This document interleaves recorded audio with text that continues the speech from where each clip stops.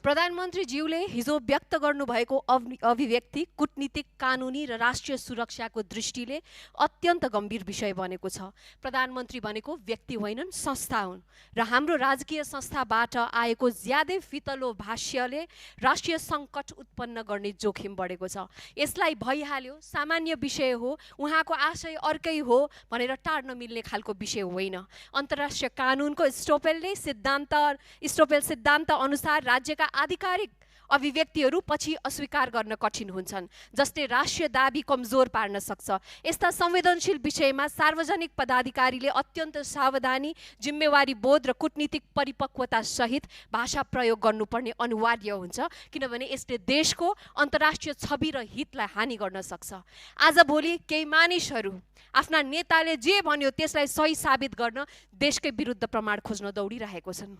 देशको सीमा, सार्वभौमिकता र राष्ट्रिय स्वाभिमान बहसका विषय हुन सक्छन्, तर नेताको एउटा अभिव्यक्तिलाई बचाउन, आफ्नो राष्ट्रकै दाबी कमजोर बनाउने काम कदापि राष्ट्रवाद होइन र यो सदनको सम्मानित माननीय ज्यूहरूले त्यस किसिमका गतिविधि नगर्न आग्रह गर्न चाहन्छु।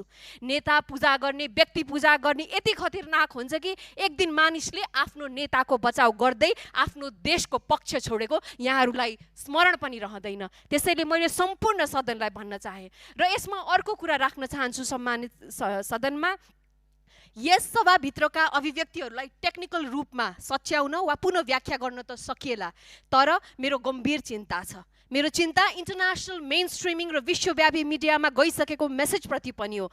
प्रतिध्वनिहरू निर्माण भइसकेका छन्। हामी नेसनल र इन्टरनेसनल मिडियामा गएका मेसेजेसहरूलाई सच्याउन वा हटाउन सक्दैनौँ। अर्को कुरा, एकपटक कुनै अभिव्यक्ति अन्तर्राष्ट्रिय कूटनीतिक वृत्तमा प्रवेश गरेपछि त्यो अपरिवर्तनीय कूटनीतिक छापको रूपमा स्थापित हुन्छ, जसलाई न मेटाउन सकिन्छ, न फिर्ता लिन सकिन्छ, न त सहज रूपमा सच्याउन सकिन्छ।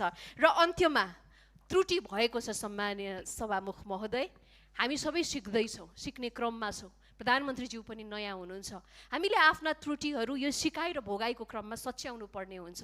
र अर्को कुरा म यहाँलाई निवेदन गर्न चाहन्छु, आज फेरि तपाईँले पेलेर सदन चलाउनु भन्दा पनि सबै दलका शीर्ष नेताहरूलाई डाकेर, विधायकहरूलाई डाकेर एउटा छलफल राख्नु।